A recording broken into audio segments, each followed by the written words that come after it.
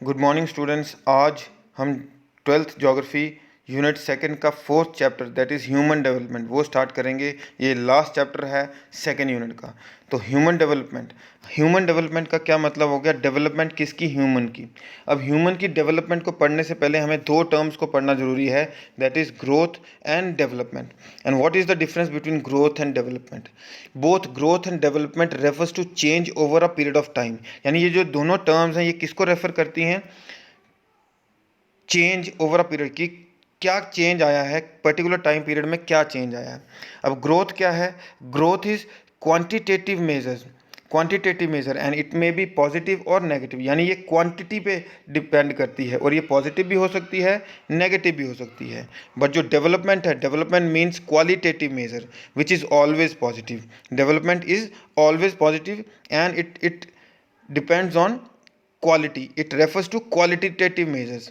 For example, एक example लेके हम चलते हैं कि फॉर एग्जाम्पल एक सिटी है, उस सिटी की जो पॉपुलेशन है 2000 में, उसकी पॉपुलेशन वहाँ पे 100 लोग रहते थे और वहाँ पे उन 100 लोगों के लिए एक प्राइमरी हेल्थ सेंटर भी था, एक मिडिल स्कूल भी था, एक हैंडपम्प भी लगा था पानी पीने के लिए और एक कच्ची सड़क भी वहाँ पे जाती थी।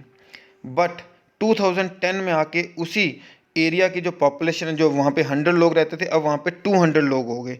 और बट उन 200 लोगों के लिए हेल्थ सेंटर वही रहा, प्राइमरी हेल्थ सेंटर ही रहा, वहाँ पे वही मिडिल स्कूल रहा, वहीं पे वही एक हैंड पंप भी रहा पानी पीने के लिए और एक वही कच्ची सड़क हुई। इसका मतलब क्या हुआ? वहाँ पे ग्रोथ तो हुई, पॉपुलेशन 100 की 200 तो हुई, बट वहाँ पे डेवलपमेंट कोई नहीं हुई। अगर वहाँ पे उस आबादी के लिए उस प्राइम जो मिडिल स्कूल था वहाँ पे हायर सेकेंडरी स्कूल बन गया होता, वहाँ पे प्राइमरी हेल्थ सेंटर की जगह हॉस्पिटल बन गया होता, वहाँ पे कच्ची रोड की जगह पक्की रोड बन गई होती, वहाँ पे एक हैंड पंप की जगह 5-6 हैंड पंप लग गए होते, तो इसका मतलब वहाँ के लोगों के लिए जो क्वालिटी ऑफ लाइफ थी वो भी इंक्रीज़ होती, वहाँ पे जो क्वालिटी थी वो भी इंक्रीज़ होती। बट ग्रोथ तो हुई बट डेवलपमेंट उस टाइम पे नहीं हुई। तो this is the difference between growth and development. अब हम बात करते हैं व्हाट इज ह्यूमन डेवलपमेंट। अब ये जो टर्म है human development, it was given by doctor महबूब उल हक। और उन्होंने क्या कहा कि जो डेवलपमेंट है, development means enlarging people's choice and improve their life. यानी लोगों की जो चॉइसेस है, लोग जो उस सिटी में उस जगह पे रहने वाले जो लोग हैं उनकी चॉइसेस को इंक्रीज करना और उनकी लाइफ को इम्प्रूव करना, उसको हम कहते हैं ह्यूमन डेवलपमेंट। यानी बेसिक जो गोल है of development is to create a condition where people can live meaningful life. यानी एक ऐसी डेवलपमेंट, एक ऐसा एनवायरनमेंट तैयार करना जहाँ पे लोग मीनिंगफुल लाइफ जी सकें। अब मीनिंगफुल लाइफ का मतलब सिर्फ लंबी लाइफ होना, जीना नहीं होता। मीनिंगफुल लाइफ का मतलब है लाइफ विद सम पर्पस। यानी वो लोग जो हैं वो हेल्दी लाइफ जिएं, उनमें अपने काबिलियत को उभारने का टैलेंट उनके अंदर हो, वो सोसाइटी में पार्टिसिपेट करें और वो अपने गोल्स को अचीव करने के लिए फ्री हों। ऐसी डेवलपमेंट को हम ह्यूमन डेवलपमेंट कहते हैं, according to professor Mehboob ul Haq. Next, अब ह्यूमन डेवलपमेंट होता क्या है? Is a process of enlarging the range of people's choice, increasing their opportunities for education, healthcare, income, empowerment, and covering the full range of human choice from a sound physical environment to economic, social, and political freedom. यानी human development means एक इस तरह का environment तैयार करना जहाँ पे हर आदमी के पास एजुकेशनल फैसिलिटीज़ को एजुकेशनल फैसिलिटीज़ हर आदमी को मिलें, हर आदमी को मेडिकल फैसिलिटीज़ मिलें, हर आदमी को एम्प्लॉयमेंट मिले और वो एक मीनिंगफुल लाइफ जिए। ऐसी डेवलपमेंट को हम ह्यूमन डेवलपमेंट कहते हैं। नौ पहला क्वेश्चन उठता है कि what are the indicators of human development, कि ह्यूमन डेवलपमेंट जो है वो किस तरह से इंडिकेट होता है, कि इसी कंट्री में किस तरह से ह्यूमन डेवलपमेंट हमको दिखेगा। तो there are 3 indicators of human development, that is health indicator, education indicator and resource indicator. Health indicator includes longevity and healthy life, कि आदमी उस कंट्री के जो लोग हैं, वहाँ पे रहने वाले जो लोग हैं वो कितनी हेल्दी और कितनी लंबी ज़िंदगी जीते हैं। Education indicators it includes knowledge, कि जो लोग हैं they are able to gain knowledge and having have means to be able to live a decent life। यानी उन लोगों के पास लोग जो हैं वो नॉलेज को गेन कर सकें, यानी उनके पास उस कंट्री में यूनिवर्सल एजुकेशन सिस्टम हो, फ्री एंड फेयर एजुकेशन वहाँ पे मिले। एंड रिसोर्सेज इंडिकेट्स कि वहाँ की जो गवर्नमेंट है वो किस तरह से लोगों पर एक्सपेंडिचर करती है, लोगों पे खर्चा करती है कि वो हेल्दी एक लाइफ जी सकें। That are the resource indicators. Now the second question is what are the pillars of human development, कि ह्यूमन डेवलपमेंट के कौन कौन से पिलर्स हैं, कि किस पे वो सपोर्ट करती है, ह्यूमन डेवलपमेंट किस तरह से होगी, कौन से पिलर्स हैं उसके। तो there are 4 pillars of human development. पहला आ गया equity. Equity means equal access to opportunities available to everyone, यानी जितनी भी अपॉर्चुनिटीज़ उस कंट्री उस रीजन में हैं, उन जितने भी अपॉर्चुनिटीज़ जितने भी रिसोर्सेज वहाँ पे हैं, वो रिसोर्सेज हर एक इंडिविजुअल उनको यूटिलाइज कर रखे, उनको यूटिलाइज कर पाए, irrespective of caste, colour, creed, gender, sex और इनकम।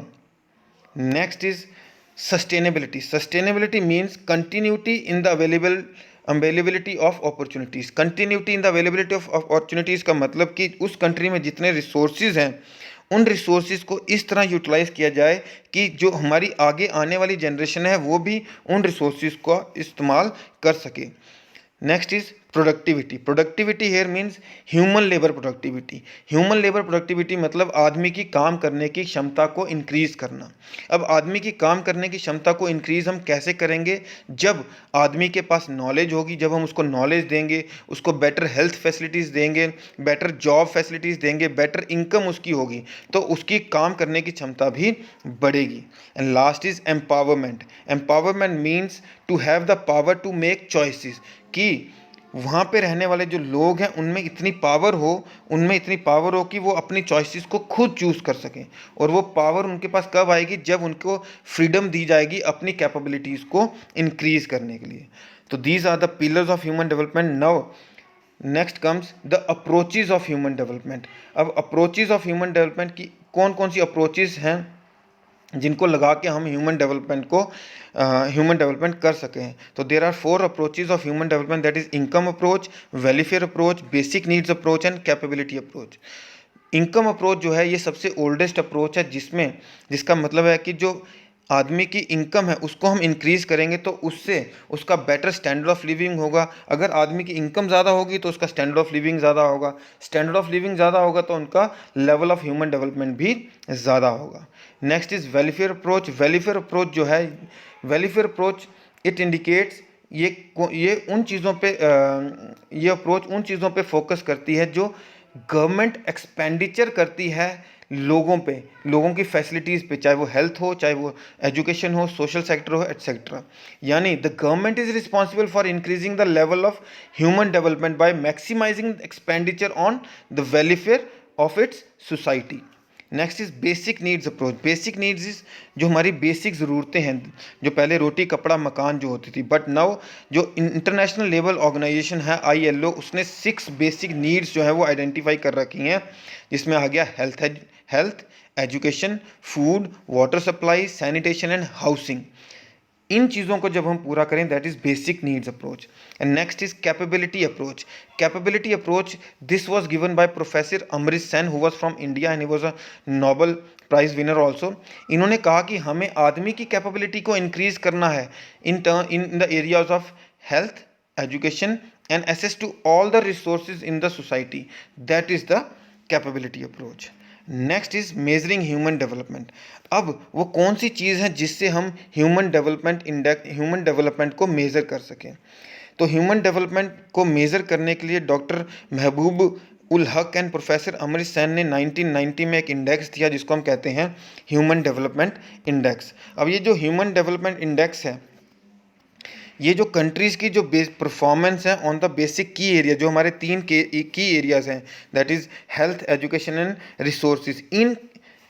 इन एरियाज़ पे जो कंट्री की परफॉर्मेंस है उनको उनकी परफॉर्मेंस को देखकर फिर कंट्री को रैंक किया जाता है on the basis of their performance in all these three areas, that is health, education and access to resources, और उसके बाद उनको रैंक किया जाता है। ये जो ह्यूमन डेवलपमेंट इंडेक्स है, ये 3 एरियाज बताए हैं आपको। हेल्थ इंडेक्स है जिसमें लाइफ एक्सपेक्टेंसी एट बर्थ आती है, which is from 25 years to 85 years. Education index आता है जिसमें आता है mean year of schooling that is 14 years and expected years of schooling that is 18 years. And income index आता है जिसमें ग्रॉस नेशनल प्रोडक्ट। अब इन तीनों इंडेक्स को देख के, हेल्थ, एजुकेशन एंड इनकम, इन इंडेक्स को देख के 1990 से UNDP, united national development programme, हर साल इन एवरी ईयर 177 जो मेंबर कंट्रीज़ हैं UNDP की, उनकी एक रिपोर्ट तैयार करता है और उनको रैंक वाइज उन कंट्रीज़ को लिस्ट करता है, rank wise according to the rank in all these 3 की areas, that is health, education and income. Now international comparison अगर हम करते हैं कि जब कंट्रीज़ को रैंक दिया तो कोई फर्स्ट आएगी, सेकंड आएगी, थर्ड आएगी, कुछ लास्ट में भी होंगे 170, 71, 2, 3, 4 इस तरह से। तो कुछ कंट्रीज़ टॉप पे होती हैं, कुछ कंट्रीज़ बॉटम पे होती हैं according to the human development index. अब अकॉर्डिंग टू दीज इंडेक्स हमने कंट्रीज़ को 3 ग्रुप में डिवाइड किया है। Country having high human development index, country with medium human development index, country with low human development index, low human development index। पहला आता है countries with high index value। तो countries with high index value, these are those countries which have a score of above 0.8। अब why these countries have the score above 0.8, there are some reason I have given here in my slide।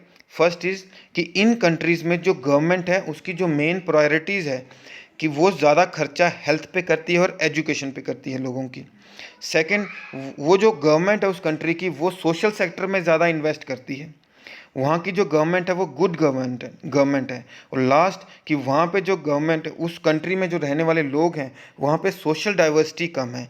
Social diversity मतलब वहाँ पे बहुत ज़्यादा धर्मों को मानने वाले लोग कम हैं, यानी कुछ धर्मों को मानने वाले ही लोग हैं। And there are 57 countries in the group of countries with high index value. Next is countries with medium index value. These are those countries whose index value is between 0.5 to 0.799. And what are the reasons that these countries are in this group? पहला कि ये वो countries हैं जो developing countries हैं, अभी develop नहीं हुई, ये अभी डेवलप कर रही हैं। कुछ कंट्रीज़ इनमें से वो थी जो फॉर्मर कॉलोनीज़ थी किसी इम्पीरियलिस्टिक कंट्री की, यानी वो अभी अभी आज़ाद हुई हैं। पहले वो गुलाम थी, अभी वो आज़ाद हुई हैं। या ये वो कंट्रीज़ हैं जो USSR के डिसइंटीग्रेशन, उसके टूटने के बाद 1990 के बाद ये नई बनी हैं। या ये वो कंट्रीज़ हैं जिनमें सोशल डाइवर्सिटी ज़्यादा है, फॉर एग्जांपल कई धर्मों को मानने वाले लोग वहाँ पे रहते हैं। या फिर इस कंट्री में पॉलिटिकल इंस्टेबिलिटी यहाँ पे फेस कर रही होगी। And there are 88 countries in this groups. And last is countries with low index value. These are those countries which have the score below 0.5. And what are the reasons? कि ये वो countries हैं, या तो ये छोटी कंट्रीज़ हैं, या इन कंट्रीज़ में अभी भी पॉलिटिकल इंस्टेबिलिटी होगी, या पॉलिटिकल कोल्ड वॉर चल रहा होगा, या सिविल वॉर चल रहा होगा, या फेमाइन यहाँ पे चल रहा होगा। या ये वो कंट्रीज़ हैं जो डिफेंस पे ज़्यादा खर्चा करती हैं, सोशल सेक्टर पे कम खर्चा करती हैं। And there are 32 countries in this group. Now I hope ये आपको ह्यूमन डेवलपमेंट अच्छी तरह समझ आया होगा। There are some important questions जो एग्ज़ाम में आते रहते हैं। पहला है what are the 3 basic areas of human development. तो 3 बेसिक एरियाज़ हमें पता ही है, health, income and education. Name the 4 main component of human development. 4 main components कौन से हैं? That is equity, sustainability, productivity and empowerment. What do you understand by term human development, उसका answer मैंने आपको दे रखा है। Some countries have high index value and some have low index value, give reason, तो इसके रीजंस भी मैंने आपको दे रखे हैं।